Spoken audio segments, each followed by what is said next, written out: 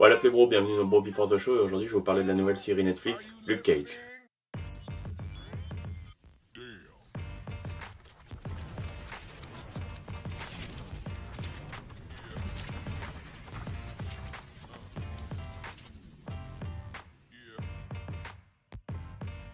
Donc Luke Cage, c'est la nouvelle série Netflix réalisée par Shadow et Harry Coker. La saison complète est sortie le 30 septembre 2016. Petite parenthèse, Netflix a arrêté de sortir les saisons complètes d'un seul coup. C'est du binge bashing, c'est insupportable. La série met en scène donc Luke Cage, un héros de l'univers Marvel, interprété par Mike Colter, qu'on a pu voir précédemment dans la série Jessica Jones sur la plateforme Netflix. La série est donc produite par les studios Marvel. Après Daredevil, Jessica Jones, Luke Cage est le troisième défendeur que l'on rencontre sur Netflix. Il nous en manque plus qu'un, Iron Fist, qu'on découvrira en mars 2017. Et à partir de septembre 2017, on aura la mini-série The Defender qui regroupera les 4 et qui essaieront de sauver New York. Donc pour la petite histoire, on suit donc Cage, un fugitif tentant de reconstruire sa vie dans une sorte de Harlem très old school. C'était un cobaye dans le passé qui a mal tourné, qui a fini avec des super pouvoirs, la super force et une très grande résistance. Et à partir de là, il décide de reconstruire donc sa vie à Harlem. Il va devoir choisir entre faire le bien et le mal. Pour ma part, c'est vraiment une très bonne série que je vous conseille vivement. J'ai regardé que le premier épisode pour le moment. Je vais vous donner donc mes points positifs et mes points négatifs. Donc en point positif, je mettrai les personnages et acteurs. Mike Colter en Luke Cage est vraiment un très bon acteur. On l'a vu dans des petites séries, dans des seconds rôles. Et là, il arrive en étant vraiment au centre de cette série. Il me fait penser un peu à une sorte de Idris Elba, un peu plus jeune, donc on va voir ce qu'il va donner. On a Alfred Woodward qui est le Black Maria, qui est la sénatrice et cousine de Cottonmouth.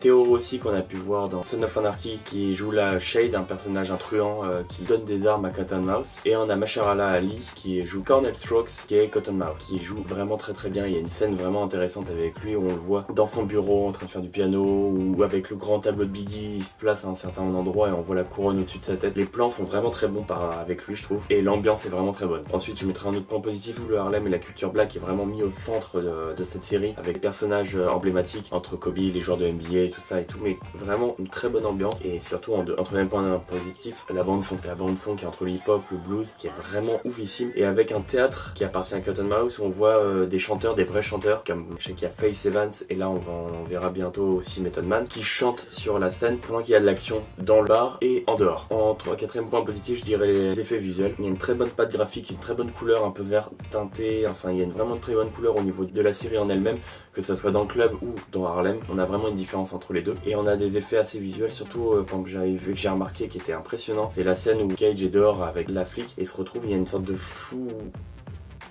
de focale fixe un peu bizarre qui mélange différentes couleurs et qui mélange différents flous, que je trouvais vraiment hyper beau. Et en autre point positif, je mettrais aussi les références Marvel. Il y a de très bonnes références Marvel et je trouve que c'est intéressant enfin de toujours jouer là-dessus. Comme on voit dans l'épisode 1, il y a une personne qui vend des cassettes sur les attentats de New York, et les attentats de New York c'était ce qui s'est passé dans Avenger 1. En point positif, pour un moment, je mettrais juste que Cottonmouth, c'est un peu dommage, c'est pas le même personnage que dans le comics. Dans le comics, c'est quelqu'un qui a une bouche bionique avec des dents en acier. C'est un personnage un peu fantasy dedans, et là il en est vraiment un personnage un peu baron de la drogue et des armes, qui veut vraiment régner sur Harlem. C'est deux choses différentes, mais pour le moment, de ce qu'on voit et visuellement donne Cornell Strokes, c'est vraiment très bon. Donc pour ma part, je vais continuer à regarder la saison 1 sur Netflix. J'attends de voir un peu si ça se développe un peu plus, si ça s'améliore, parce que là, pendant tout un épisode, on place tous les personnages et on n'a rien du passé et des pouvoirs de Luke Cage, enfin presque rien, mais vraiment infime. Donc on va voir ce que ça donne. Donc n'hésitez pas à mettre un pouce bleu ou commenter et vous abonner à ma chaîne et me dire ce que vous en avez pensé de cette série. En tout cas, elle est vraiment très bonne, je vous la conseille vivement. J'attends de voir ce qu'elle va donner après avec un peu plus, avec une saison complète et ensuite avec les Defenders. En tout cas, moi j'avais pas du tout aimé Jessica Jones parce que j'avais trouvé vraiment très bizarre et l'épisode 1 ne m'avait pas du tout lancé par rapport à Daredevil. Et là, Luke Cage est beaucoup mieux. J'attends donc Iron Fist sortirait l'année prochaine. Et à partir de là, on va avoir une nouvelle équipe et les Avengers. Donc c'est une sorte d'Avengers, les Defenders. Donc je pense que ça va être vachement intéressant. Donc j'attends de voir ça. Ciao. You double XL? Way ahead of you, homie. I made you love.